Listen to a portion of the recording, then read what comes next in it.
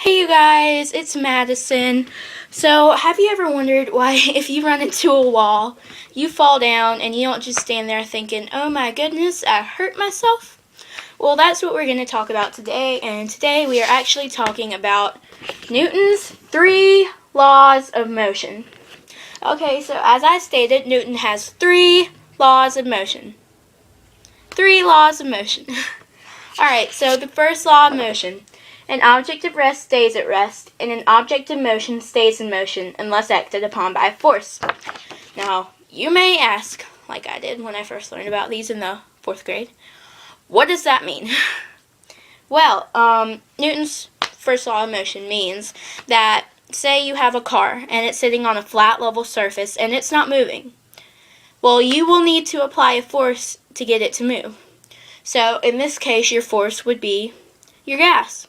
And then, to get it to stop moving, you would also need another force, which would be, yep, you guessed it, your brake. Alright, so that was the example for that. But these also act in volleyball.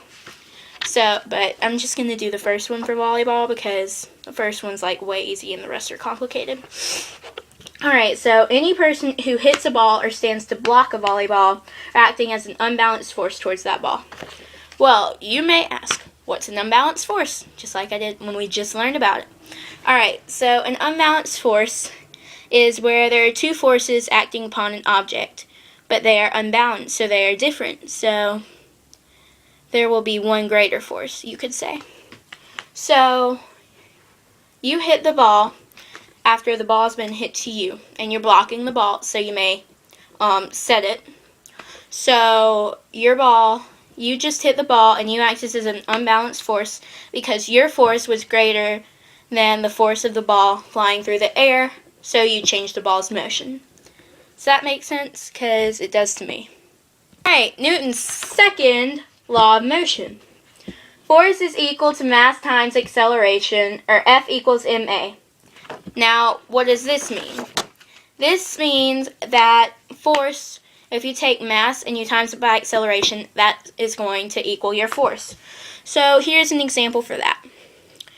You see a mother and her toddler, who is 2, at a grocery store. And the mother is pushing the shopping cart.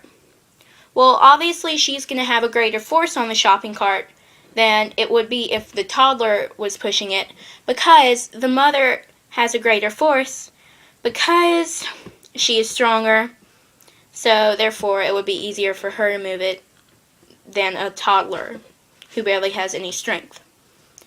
Does that make sense? Alright, Newton's second law also states that acceleration and speed of an object depend on the force acting upon the object and its mass. So here's an example of that. Alright, it's the 4th quarter, I guess. I don't know football. It's the 4th quarter, and you're down by however many points it takes for you to win. As I said, I don't know football. So you're making the winning pass all the way down the field to get the field goal. The harder that you throw the ball and the more force you put on the ball, the farther and faster it'll be thrown. So if I just stand there and barely even put any muscle into the ball, it's barely going to go any. But if I go whoosh and like throw it really, really hard, then it's going to go really far and it'll get there in time to score the winning goal or whatever, basket, whatever. Newton's third law of motion. Woo! We are almost done. So Newton's third law of motion. For every action, there is an equal and opposite reaction. So there's going to be an equal and opposite reaction for every action. And I actually have 3 examples for this. And so I will say 3 examples for the third law of motion. So first example is the rocket example. So a rocket is being launched into space, right? And it's not going to move because it has to defy gravity, which will keep it down on Earth. So it needs a force to push it up into space. That force will be all of the hot gases being pushed down on the ground. So then the ground is going to make an equal force and push the rocket up into space. The second example is the heavy block example. Okay, so you're throwing a really, really heavy block. And you're throwing it away from your body because obviously, I don't know why you would be doing this, but you want to get it somewhere. And so you throw it away from your body, and since it's really heavy, the force coming back on you is going to be equal. So it will push you back. So here I am, I'm throwing my really heavy block with two hands.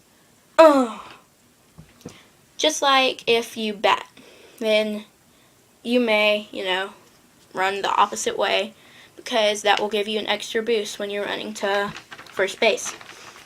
Alright, the last example, the easiest for you to remember is the cup on the table example.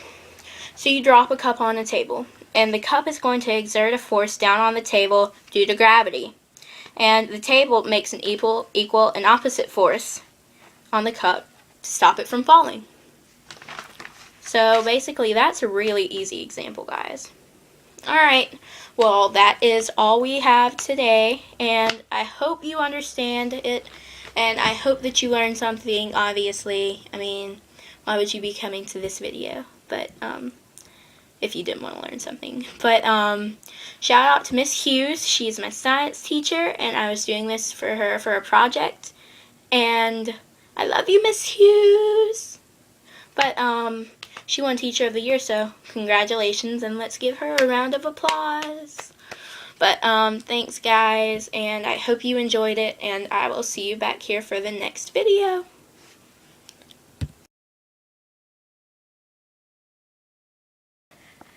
I love you, Miss Hughes.